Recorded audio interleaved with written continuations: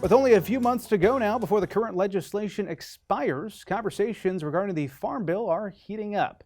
The University of Nebraska-Lincoln recently hosted the Nebraska Federal Delegation to help the lawmakers better understand the research and innovation that is taking place at the land-grant institution. After those tours, I had the chance to visit one-on-one with U.S. Senator Deb Fischer about some of the finer details centered around that pending legislation. Joining us now is U.S. Senator Deb Fischer. Senator Fischer, you toured a lot of things here at the University in eastern Nebraska today. What were some of the one or two highlights from your perspective this time? Well, you know, it's always a highlight anytime that we're in the state, and I'm back every weekend. We recently had Senator Bozeman, who's ranking member on the Senate Ag Committee. I was his host in the state of Nebraska. So we've covered a lot of the state getting ready for the Farm Bill. Here at the university, just once again got to see all the really great things that our land-grant institution is doing. I look forward to trying to assist them, make sure that our farmers and ranchers are also going to be covered with their safety nets, with voluntary conservation practices, looking ahead at all those issues out there that need to be in the Farm Bill. Just working hard for Nebraska. This time around, you're a bit more cautious when it comes to a timeline of the Farm Bill. What should Nebraskans expect when it comes to passage in 2023? Is that still realistic at this point? You know, things would have to come together pretty quickly. The House has to pass one, Senate has to pass one. Our bills are not going to agree, I don't believe.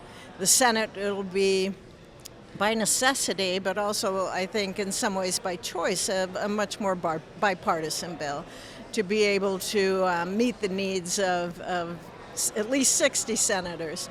But the Senate's come together before. You know, last time the Farm Bill came up, we had 96 yes votes on it.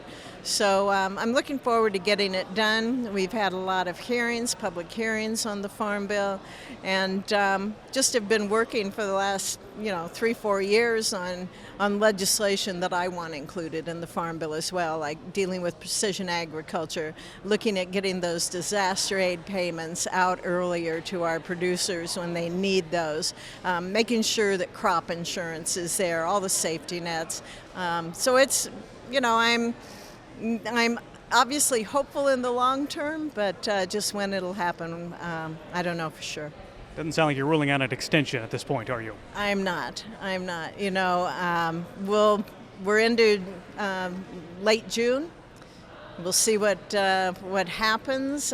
We don't have that many more days left before the August work period. But August gives me another chance, as I always do. I'll be traveling the state all of August and meeting with people and listening to them, so it'll be helpful. Okay, final question for you. On the House side in particular, they've been kind of taking a bold stance when it comes to work requirements for food stamps. Is that something you're hearing on the Senate side as well? You know, I think it's something we have to discuss.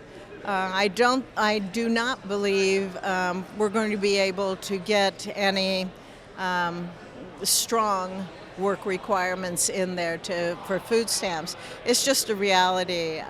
The Democrats are in the majority in the Senate, but Republicans, we're pushing for our issues as well. One of those being voluntary conservation practices. Do not tie conservation or any kind of disaster payments to mandatory conservation.